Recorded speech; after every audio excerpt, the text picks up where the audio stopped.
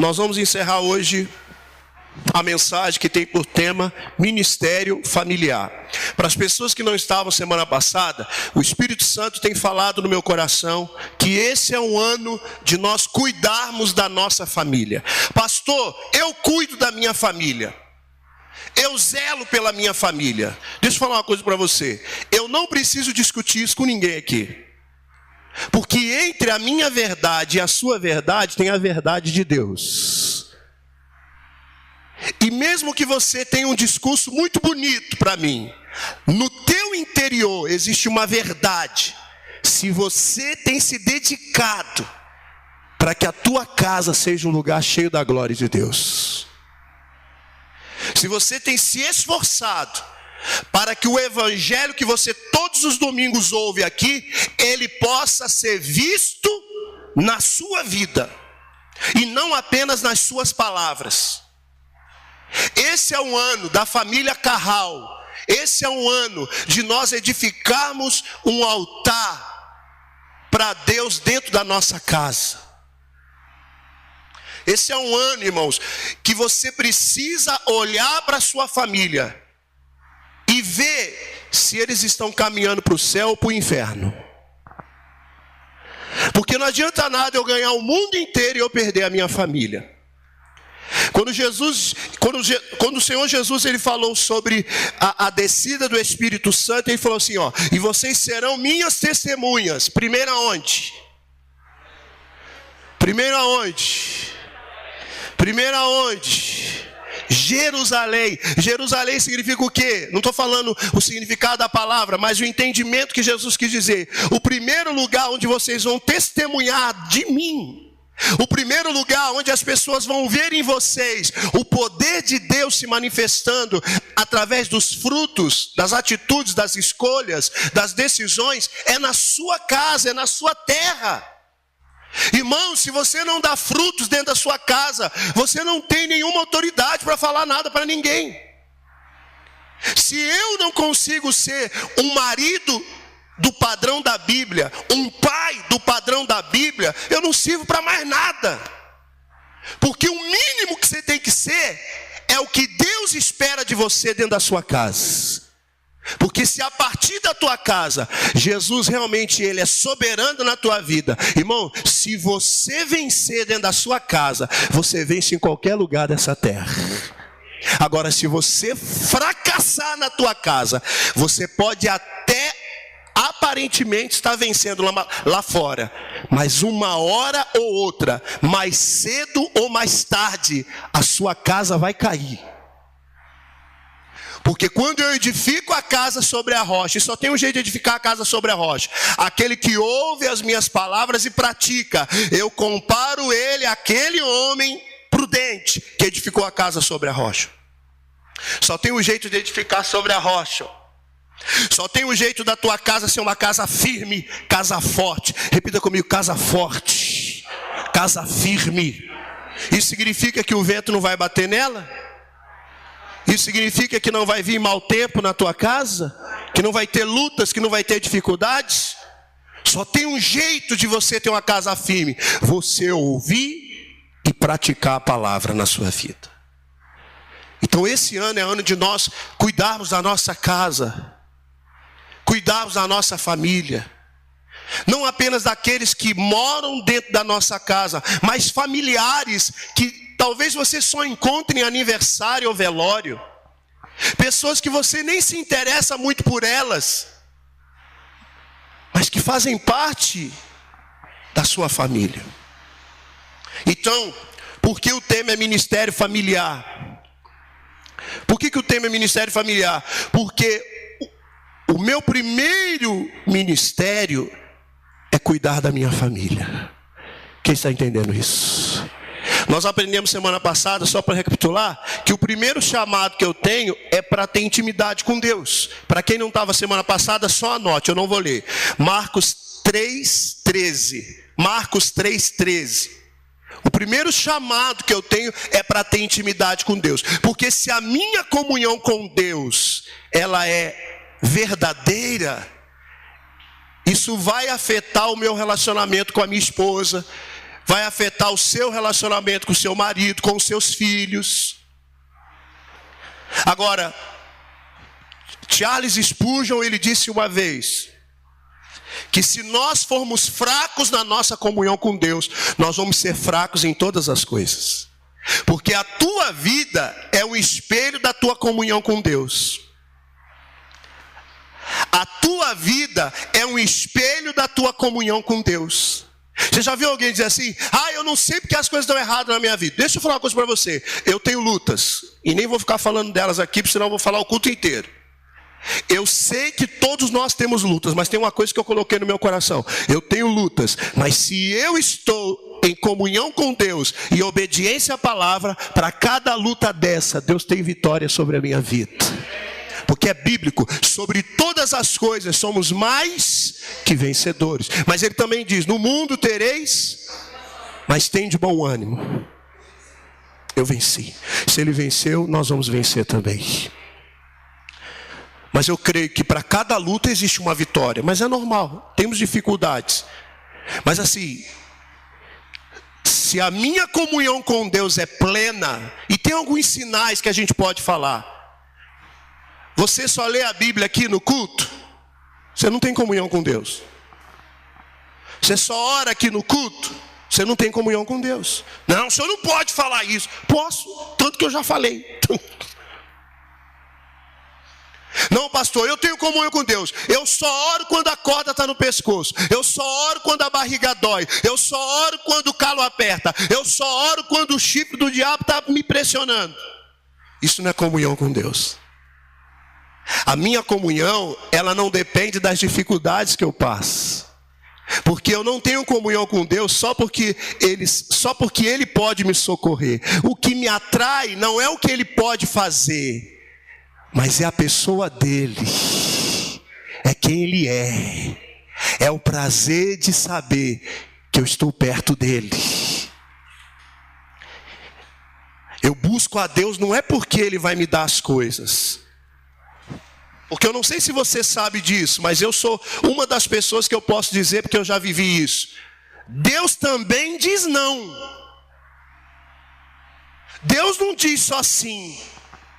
Deus também diz não. E vou dizer mais, Deus não faz as coisas na hora que a gente quer não. E do jeito que nós queremos não. Eu já fiz várias orações que eu não tive resposta ainda. Mas eu não parei de orar, porque o meu objetivo de orar não era só para alcançar algo de Deus. Mas o meu objetivo de orar é porque eu quero cada dia estar mais perto dele. Agora, quando a oração é só uma ferramenta para conquistar as coisas, e quando você não conquista? E quando a oração é só uma ferramenta para poder te livrar de algum problema, e quando não acontece? Aí as pessoas param de orar. Porque na cabeça delas eu estou orando e não está tendo nenhum resultado. Então o meu primeiro chamado é estar perto de Deus. Na verdade eu não preciso perguntar para você. Eu posso perguntar para mim mesmo, e cada um pergunte para si mesmo. Como está o seu relacionamento com Deus? Como está a sua vida com Deus? Tem uma pergunta assim que é uma pergunta chave para isso. Se Jesus voltasse agora, como que você faria? Se Jesus voltasse agora, você tem certeza que você iria? Se você pensou e não respondeu de pronto, então você precisa avaliar a sua comunhão com Deus. Se Jesus voltasse agora, você iria? Não sei, pastor. Então você precisa avaliar a sua comunhão com Deus. Porque uma verdadeira comunhão com Deus, ela revela uma pessoa que vive cada segundo como se Jesus pudesse voltar agora. Por isso que ele não negocia com o pecado. Ele não negocia com a opinião das pessoas. Ele quer agradar a Deus. Nós aprendemos que tem duas coisas que afastam o homem de Deus. O pecado. Leia o capítulo de Isaías 59 quando você chegar em casa. O pecado é toda desobediência consciente. Você sabe que aquilo fere a palavra aqui, que aquilo não está de acordo com a palavra, que aquilo fere o coração de Deus. E você faz assim mesmo. A Bíblia diz que quando você ora, Deus não pode te responder. Nós vimos também sobre a dúvida, que também nos afasta de Deus. Porque a Bíblia diz em Hebreus, depois você lê o capítulo de Hebreus 11 todinho. A Bíblia diz lá em Hebreus que sem fé é impossível agradar a Deus, porque é necessário que aquele que se aproxima de Deus creia que Ele existe e que Ele é galardoador, Ele é recompensador daqueles que o buscam. É impossível agradar a Deus sem fé. Porque você tem que crer não só que Deus existe, mas que Ele é poderoso para fazer tudo na sua vida. A Bíblia ensina como que você tem fé. A fé vem pelo ouvir e ouvir a palavra de Deus. E a Bíblia ainda diz que o justo viverá da fé. Quando você deixa de viver da fé, andar na fé é igual andar de bicicleta. Quem sabe andar de bicicleta? Quem não sabe andar de bicicleta? Levante a mão. Levanta a mão, Meire. Você não sabe. Você não sabe? Vai aprender esse ano. Esmeralda, sabe andar de bicicleta? Regina, sabe? Então vamos fazer aqui um grupo das mulheres da bicicleta. Amém, irmãos? Irmã Nina, sabe andar de bicicleta? Já sabe, graças a Deus, né, irmã Nina? Andar na fé é igual andar de bicicleta. Se você parar, você tem que descer. Andar na fé é igual andar de bicicleta. Se você parar, você vai descer. Andar na fé foi o que o Pedro fez quando ele ouviu vem, e ele foi sobre as águas, crendo na palavra. Quando ele tirou os olhos de Jesus, ele afundou. Nós temos que andar na fé. Amém, queridos? Sendo assim, depois da nossa comunhão com Jesus, a nossa prioridade, nosso chamado é para cuidarmos da nossa família. 1 Timóteo capítulo 1, capítulo 5 quer dizer, 1 Timóteo capítulo 5, do versículo 1 ao 8.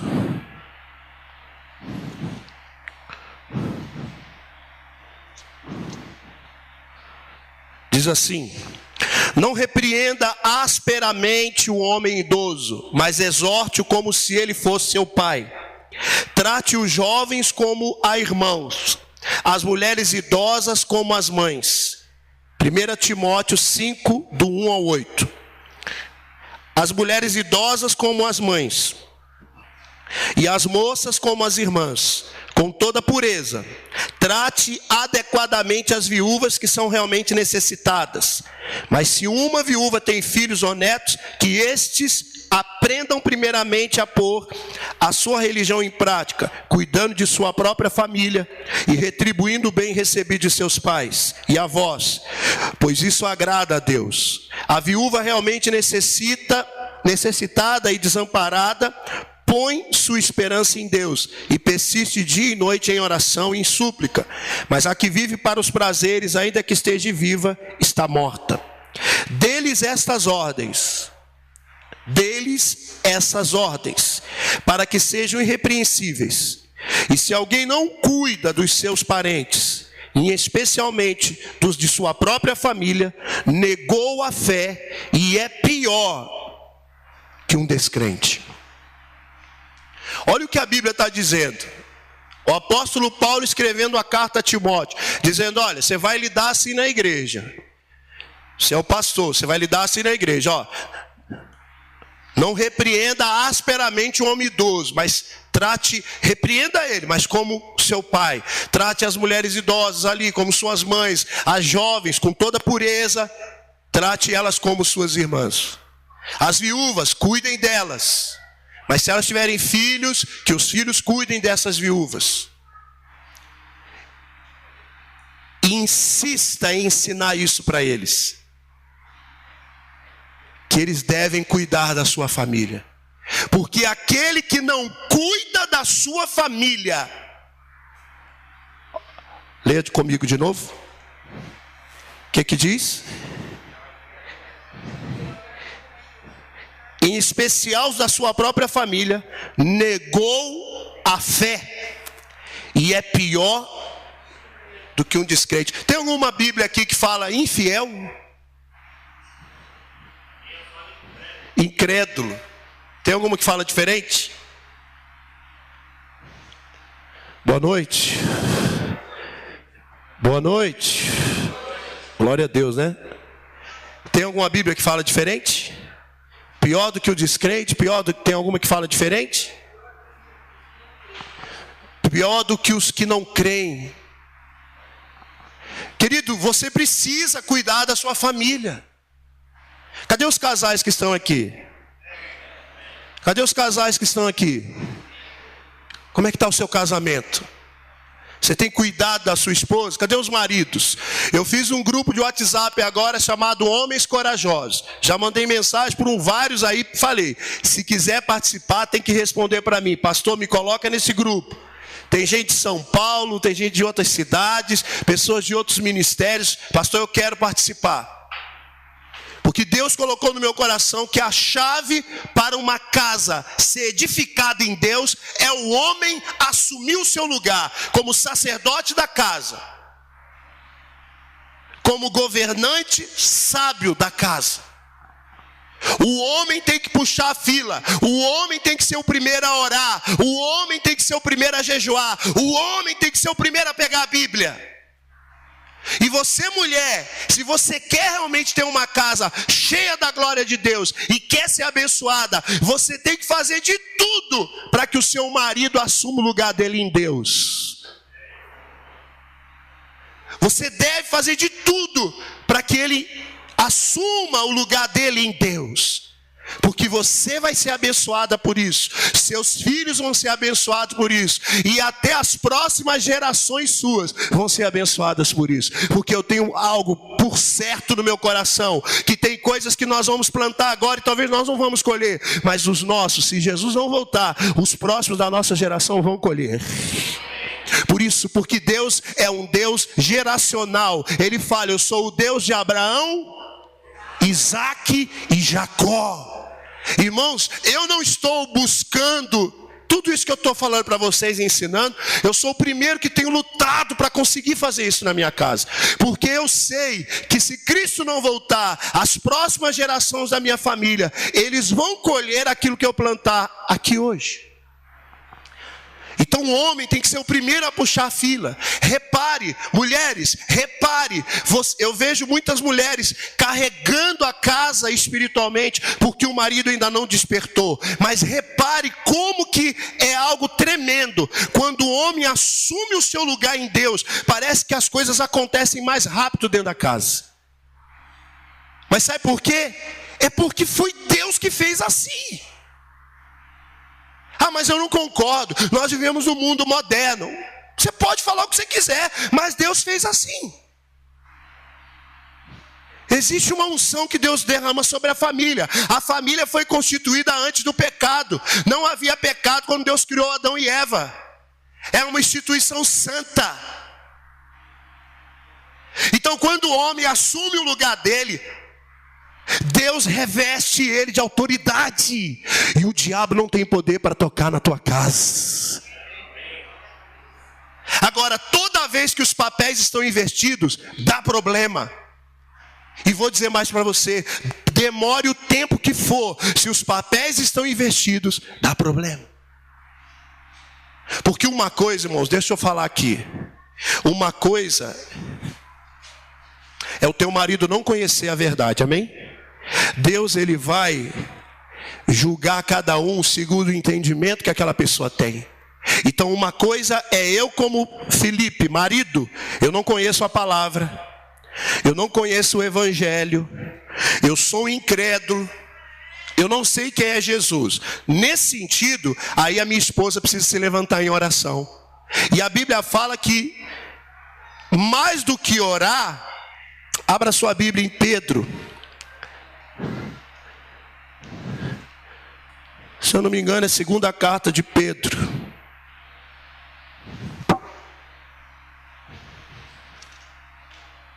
Não. Primeira carta de Pedro, capítulo 3.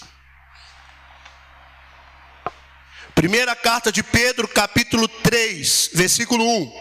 Do mesmo modo, mulheres, sujeite-se cada uma a seu marido, a fim de que, se ele não obedece à palavra, seja ganho sem palavras, pelo procedimento de sua mulher.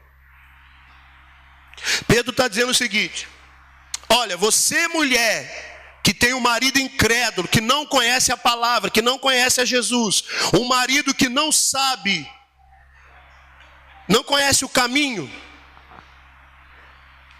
honra o seu marido. E nós aprendemos muito sobre honra, amém? Nós aprendemos que honrar não é concordar com as coisas erradas, amém? Você não pode jamais honrar mais uma autoridade, qualquer que seja, mais do que Deus. Se aquela autoridade te pede para fazer algo que vai contra a palavra, você pode desobedecê-la, mas ainda assim com honra. Mas aqui está dizendo para a mulher honrar o marido. Por quê? Porque se ele não obedece à palavra, ele vai ser ganho pelo procedimento da sua esposa, pelo testemunho da sua esposa, pela postura dela, pela maneira como ela se move dentro do lar. Ela vai ganhar o marido. Sem palavra. E você diz: não, mas como assim? Não é a palavra que liberta? É aqui que você tem que entender o mistério. O mistério é que a palavra não está só na boca dela, a palavra está na vida dela, está nas atitudes dela, está na maneira como ela lida dentro da sua casa. Então aquele homem vai ser liberto, porque ele vai olhar na sua esposa e vai ver uma Bíblia viva, pregando o evangelho dentro de casa. Agora, quando o teu marido conhece a palavra e ele não quer obedecer, você tem que orar muito, minha filha, porque conscientemente ele está dizendo: eu não quero.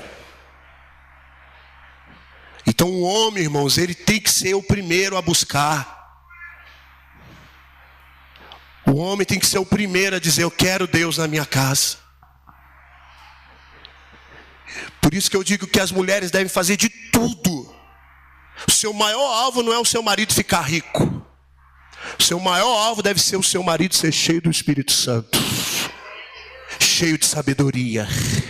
Porque se ele estiver cheio do Espírito, cheio de sabedoria, Deus vai capacitar ele para que nada venha faltar dentro da sua casa. Você tem que cuidar da sua família.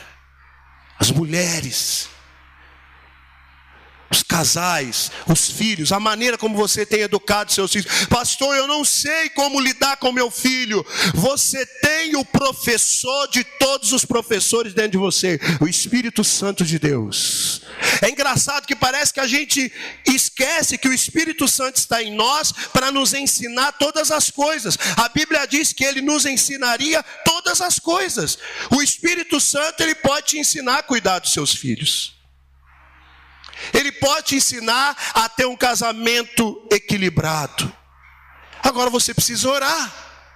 Você precisa buscar.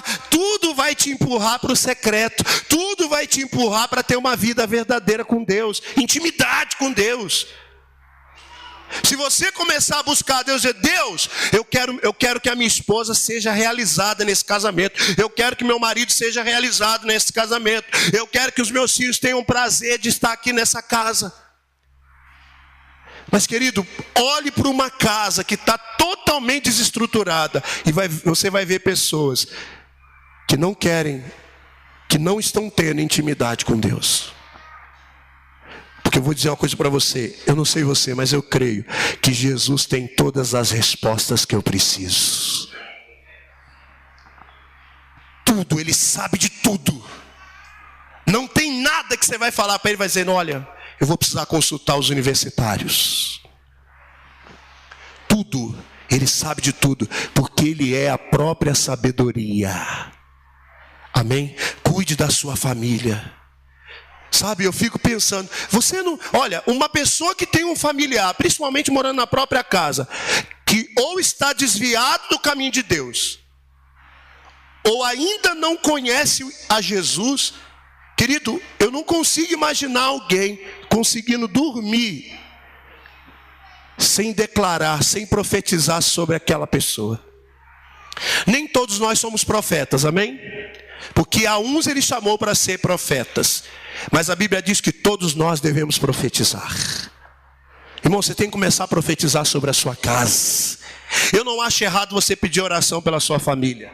Aliás, a Bíblia diz que nós devemos orar uns pelos outros. Eu não acho errado você pedir oração pela sua família, mas pare de ficar buscando muletas para fazer aquilo que você tinha que estar fazendo. Comece a profetizar sobre a sua casa. Cadê os casais que estão aqui? Cadê? Deixa eu ver. Levanta as duas mãos. Não adianta não, já casou. Não esconde não. Tá aí? Cadê as mulheres casadas? Profetizem sobre os seus maridos. Comece a profetizar sobre ele. Comece a profetizar sobre o seu marido. O problema é que você só abre a boca para xingar. Você só abre a boca para reclamar. Você só abre a boca para dar piti. Principalmente quando falta o din-din. Quando falta o dinheiro, aí começa aquele desespero. Meu Deus do céu, que a Iafade tenha mulheres profetizas, que comece a profetizar sobre o marido. Pastor, meu marido está mole demais, então começa a profetizar. Jesus, põe fogo nesse homem. Põe fogo nele, não é mole não. Não, ele é machão, ele é uma bênção. Esse homem, Jesus é o meu marido.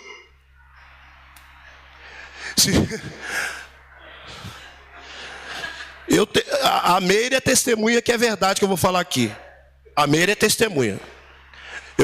Eu conheço uma irmã que é minha amiga, uma mulher de Deus, que ela era obreira numa igreja, obreira de guerra, e o marido não queria saber de Deus, que um dia ela chegou vou entregar aqui mais ou menos de onde ela era. Chamou o bispo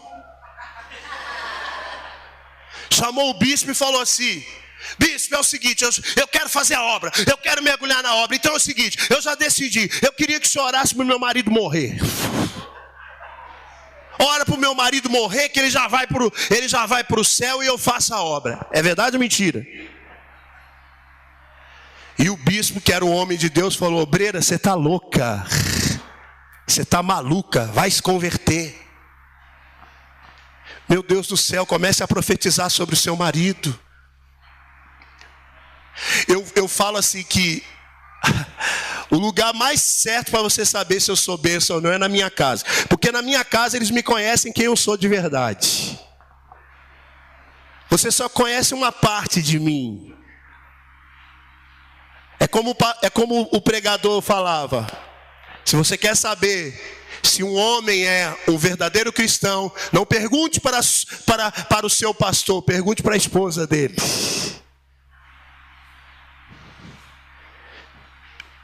Presta atenção, querido. Profetize sobre o seu marido. Comece a declarar palavras de fé sobre a vida dele. Abençoe ele.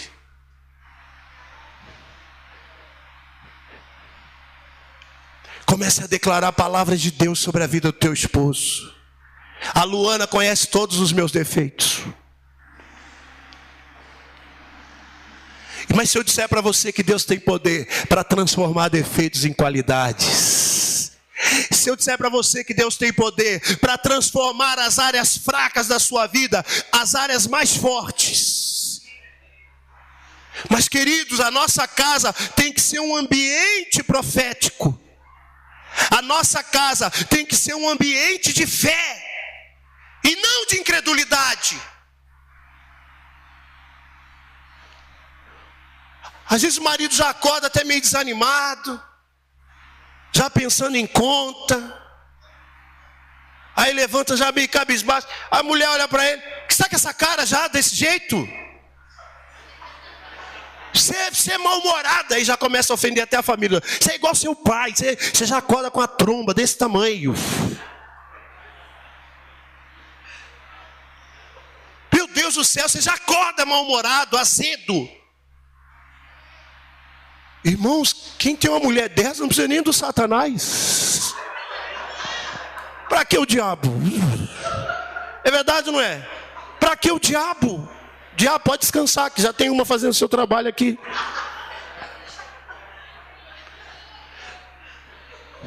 Será que só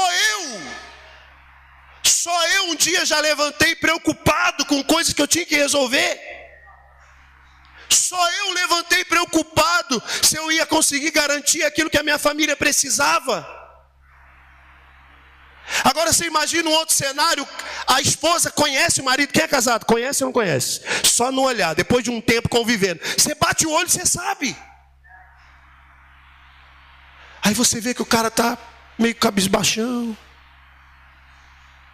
Você já chega: bom dia, meu amor. Você está bem? Mais uma semana de vitória. Vem cá, vamos orar. Dá a mão aqui, vem cá. Você é o meu campeão.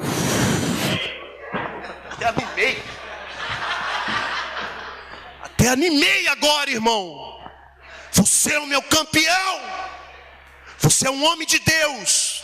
A bênção de Deus está sobre você. Você vai, mas eu estou aqui orando. Eu estou aqui de mãos levantadas, intercedendo por você. Você vai conseguir. Pastor, por quê? Essas mulheres que me deixam louco. Você está falando assim que você não conhece ele. Irmão, deixa, pelo amor de Deus. Pelo amor de Deus, pelo amor de Deus. Pelo amor de Deus, deixa eu falar uma coisa para vocês aqui. Você ser assim com o teu marido vai beneficiar vocês, não sou eu não.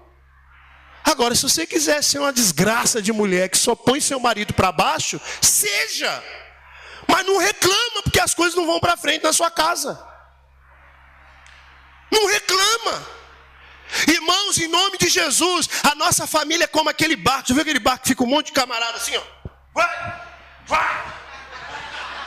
Tem ou não tem? Jangada, não sei o que é. Não tem? Vai. Eu estou instruindo os homens. Vocês podem esperar. Se depender de mim, vocês vão ver os seus maridos voando em nome de Jesus. Porque eu estou instruindo eles. Os que querem, porque os que não querem, se vira também. Você está rindo, irmão? Tem gente que não quer. Tem gente que o pastor fala: irmão, cola em mim. Pastor, vou ver. Então vai vendo, irmão.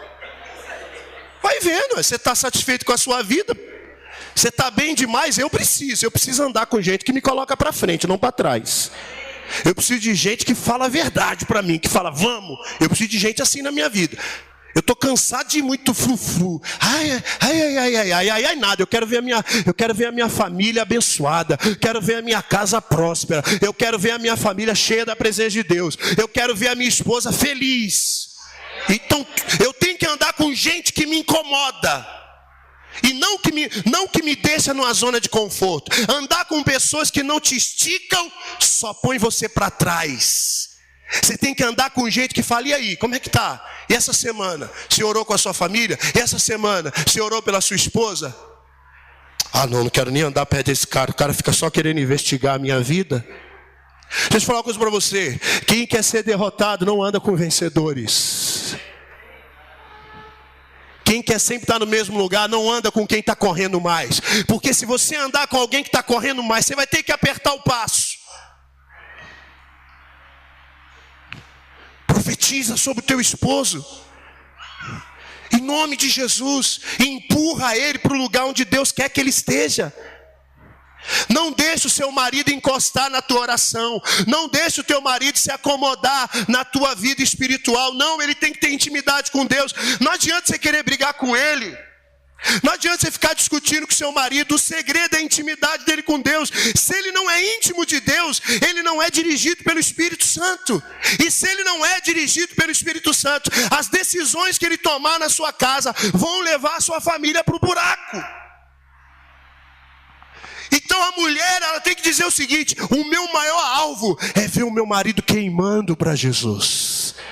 Irmãos, todas as outras coisas serão acrescentadas quando nós buscamos o reino de Deus em primeiro lugar. Não vai faltar dinheiro não, porque Jesus sabe o lado do mar onde os cardumes estão escondidos. Jesus sabe aonde você pode lançar a rede. Profetize sobre o seu esposo. Aí você vê quando tem uma mulher que precisa ser tratada na igreja, quando eu estou pregando isso, ela está assim: e o marido, não vai falar nada não?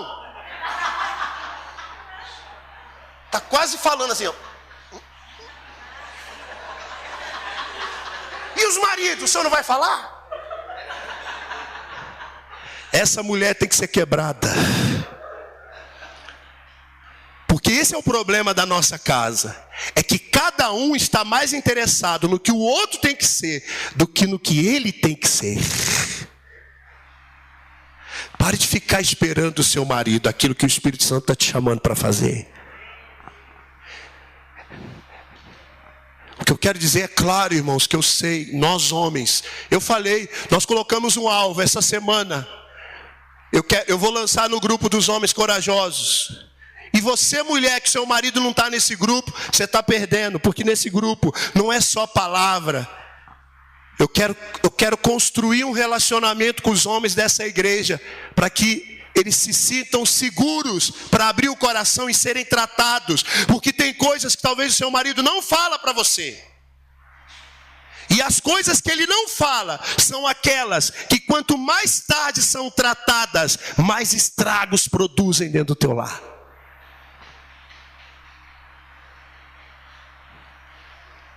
Eu estava falando com o irmão esses dias, falando assim: irmão, tem muitos homens na igreja que antes de vir para Jesus, eles viviam no bar. Não estou falando daqueles que eram alcoólatras, caídos, não. Sabe aquela rodinha de amigos?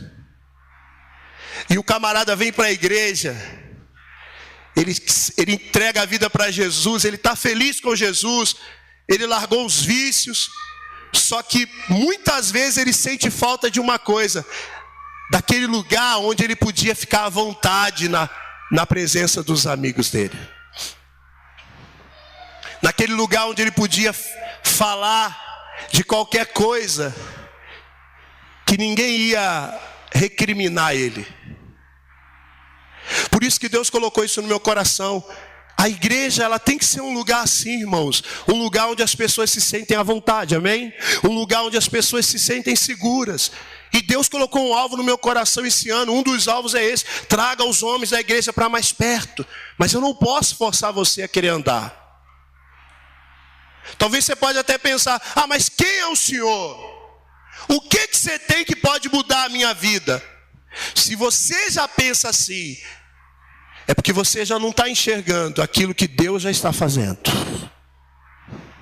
Porque realmente eu sou um comedor de arroz e feijão igual você. Só que a única diferença é que Deus me colocou aqui e colocou você aí.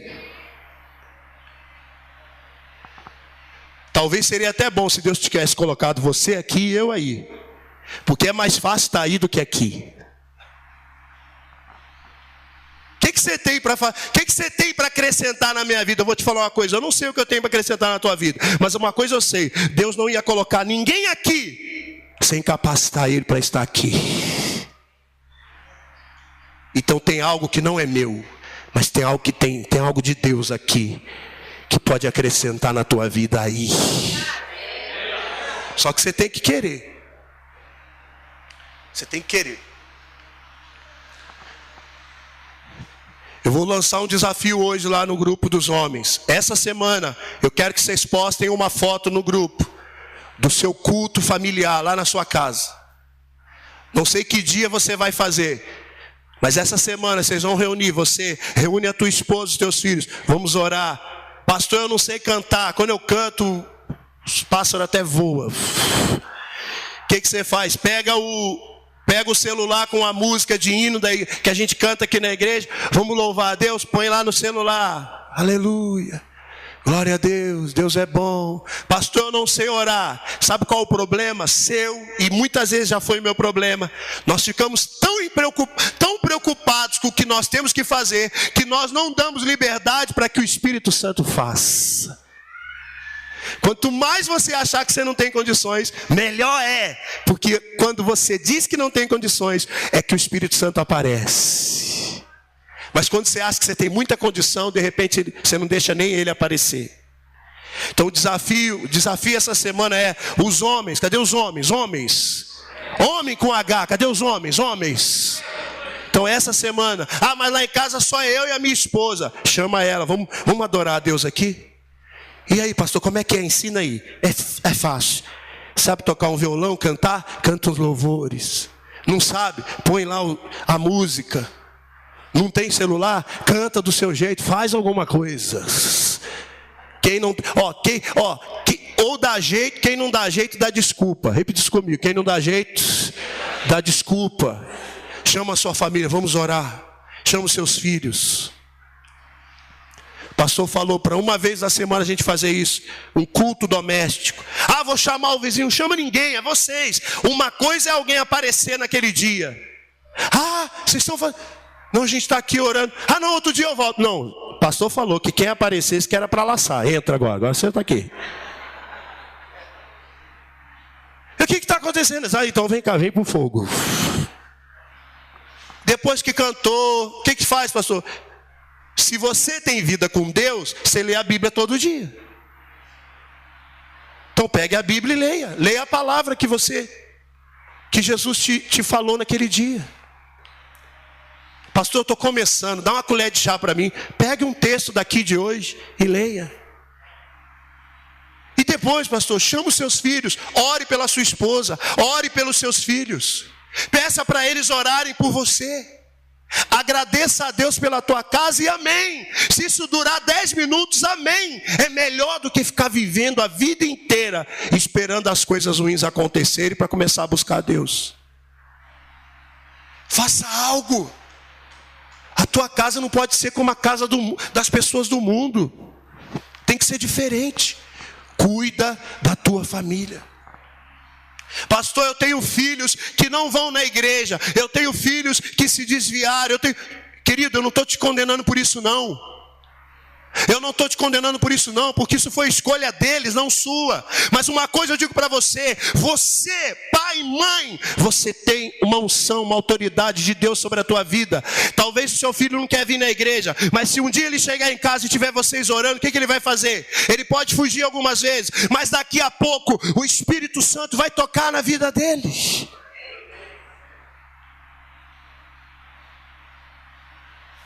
Eu não sei se eu já falei isso, se eu já falei, me perdoe de ser repetitivo. Eu vi um pastor falando isso. Pastor Márcio Valadão. Que todo dia um homem ia com uma marreta e subia numa montanha e martelava uma pedra enorme. E ele martelava, não acontecia nada. No outro dia, nada. Aquilo passou um bom tempo. E as pessoas já até zombavam daquele homem. Mas um dia ele subiu lá e ele deu uma martelada. E aquela pedra gigante se desfez em várias pedrinhas.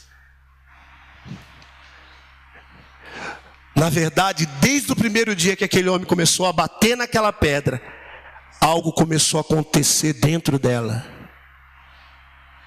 Começou a criar aquelas raízes assim.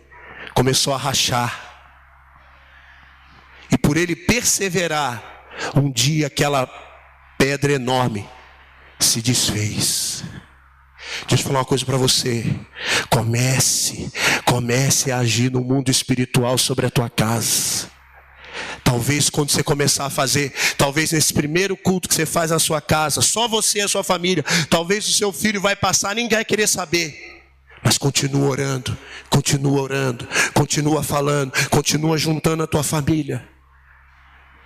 A Bíblia diz, passará os céus e a terra, mas as minhas palavras não passarão. Sabe qual é o nosso problema? Nós estamos orando para Deus enviar alguém para fazer aquilo que Deus está esperando que nós façamos. Comece a orar, reúne os seus filhos, comece a orar.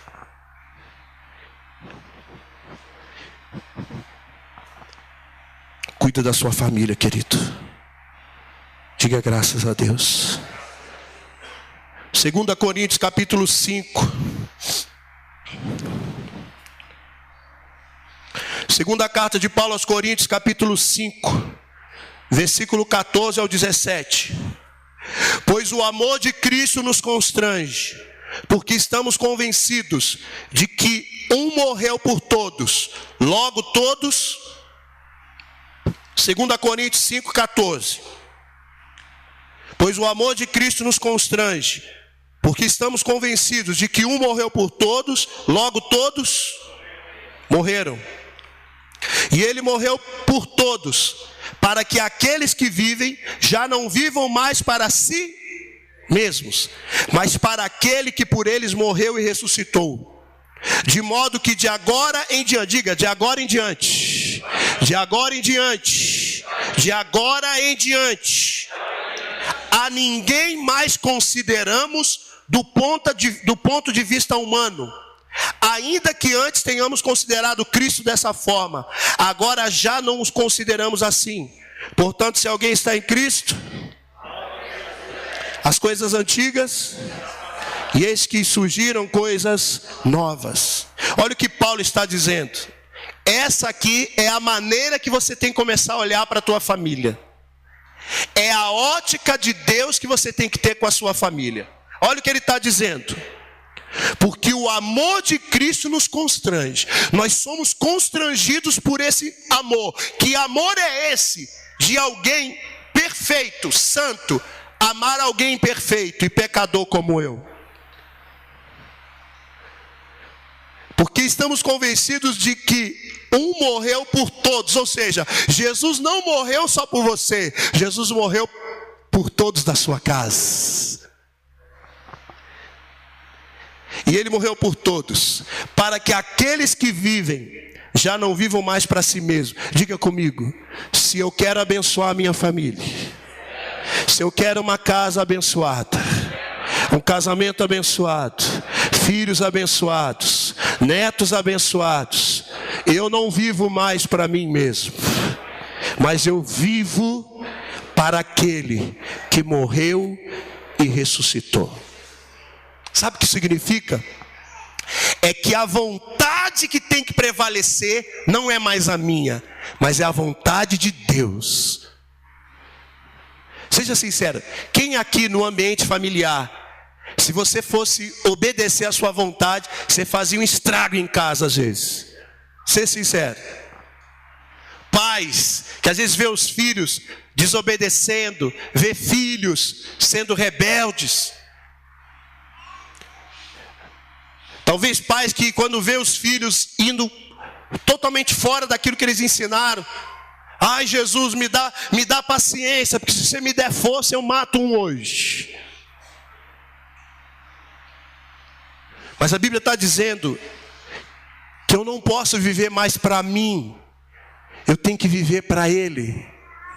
E o alvo dele é que você e a sua casa sejam salvos. Então, querido, muitas vezes a tua vontade vai ser parar, desistir. Muitas vezes a tua vontade vai ser, não tem jeito. Mas se você ouvir a voz de Deus, você vai olhar para aquela pessoa da sua casa diferente. E é isso que a Bíblia está dizendo. Aí olha o que o apóstolo Paulo fala. Ele diz: de modo que de agora em diante a ninguém mais consideramos do ponto de vista humano. Na revista atualizada diz assim: assim que nós daqui por diante a ninguém conhecemos segundo a carne. Na nova tradução da linguagem hoje diz assim: por isso daqui em diante não vamos mais usar de regras humanas quando julgarmos alguém. Preste Preste atenção que o apóstolo Paulo está dizendo que a partir do momento que eu entreguei minha vida para Jesus, eu não posso mais olhar para as pessoas segundo a carne, mas eu tenho que olhar para as pessoas segundo o Espírito e segundo o amor de Deus sobre a minha vida. Será que está dando para entender isso? Então você não olha mais segundo a carne. A ninguém eu olho, a ninguém eu julgo mais segundo a carne. Mas pelo contrário, toda pessoa que eu olhar, por pior que ela seja, ainda que seja da minha casa, eu vou olhar para ela com os olhos de Deus. Quem está entendendo isso? Quem está entendendo isso? Você olha para aquela pessoa e ela te dá 1000 motivos para você dizer, esse não tem jeito. Mas isso você está olhando segundo a carne. Mas se você olhar segundo o Evangelho, você vai olhar para aquela pessoa e vai dizer, Deus tem um plano, Deus tem um propósito. Deus, antes dessa pessoa nascer, Ele já tinha chamado ela. Eu não vou mais julgar segundo a carne. Eu não vou mais tratar com as pessoas num contexto natural. Eu não vou ter mais uma visão pessoal das pessoas. Eu não vou ter mais uma visão carnal. Mas eu vou ver as pessoas com os olhos de Deus, com a ótica de Deus. Então o teu filho pode estar se drogando agora, mas Jesus olha para ele e diz, eu morri por você e eu conquistei na cruz a liberdade para você sair dessas drogas. Aquele filho que talvez está distante de Deus, você deve olhar para ele, não segundo mais a carne, mas segundo o Espírito, segundo o amor de Deus. Esse amor que te conquistou é o mesmo amor que Deus tem por ele. Amém? A ninguém conhecemos segundo a carne. Ou seja, a partir de agora, eu olho para minha família. A visão que eu vou ter da minha família não é aquela que a vida que eles escolheram viver me mostra, mas é o que a Bíblia diz.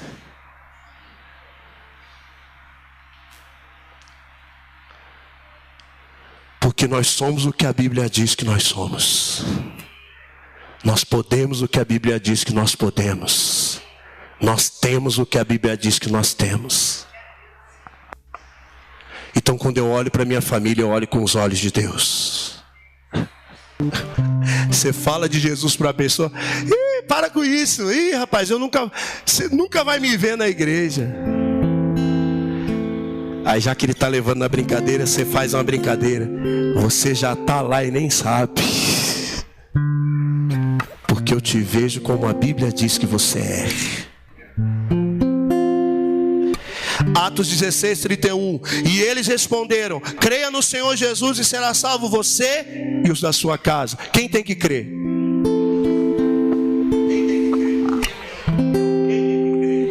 Quem tem que crer? Ele pode até duvidar, mas se eu creio, a promessa vai se cumprir na minha casa. Eles podem até não crer, né? Acreditarem nisso, mas se eu creio, vai acontecer. E para terminar, Josué 24:15. Se porém não agrada a vocês servir ao Senhor, escolham hoje a quem irão servir, se aos deuses que os seus antepassados serviram, além do Eufrates, ou aos deuses dos amorreus, em cuja terra vocês estão vivendo. Mas eu e a minha família serviremos ao Senhor. Deixa eu te falar uma coisa, não vou ler mais nada, termina aqui. Sabe qual é o maior defeito que você pode querer, que você pode estar cometendo? Você só quer que a sua família seja salva. Ué, mas não é para isso que a gente está aqui, pastor? Não, não é só para isso. O Josué não falou assim, eu e a minha casa seremos salvos. Lá em Atos 16, 31 ele diz, crê no Senhor Jesus, será salvo tu e a tua família, amém. Mas Josué está dizendo assim, eu e a minha família serviremos ao Senhor. Deixa eu falar uma coisa para você. O que você mais deveria desejar é que a sua família se envolvesse nos propósitos de Deus nessa terra. Que a sua família não fosse apenas uma família aqui sentadinha na igreja. Porque posso falar para você, você pode até não acreditar nisso que eu vou dizer, mas para cada ser humano da face da terra, Deus tem um propósito específico para eles. Não queira só que a sua família seja salva. Deseje ardentemente que você e a sua família sirvam ao Senhor.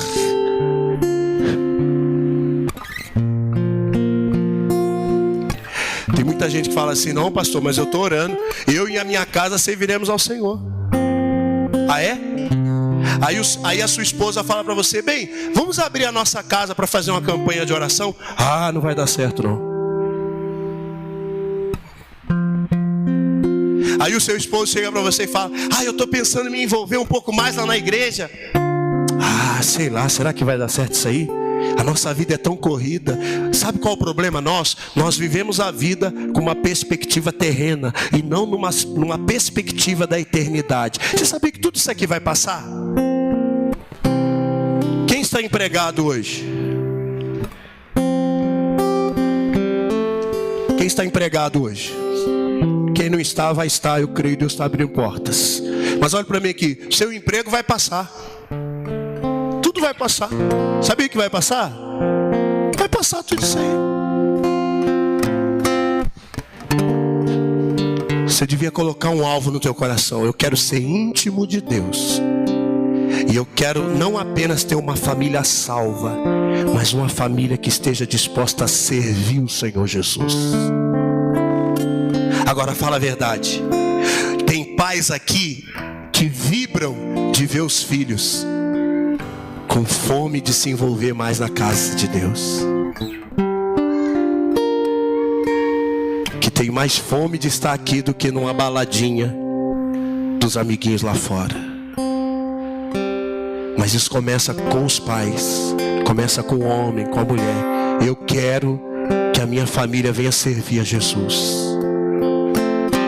Eu quero a minha família envolvida. Não quero a minha família só salva. Eu quero a minha família servindo a Deus. Amém? Fique de pé em nome de Jesus. Eu quero que você coloque a sua vida diante de Deus agora.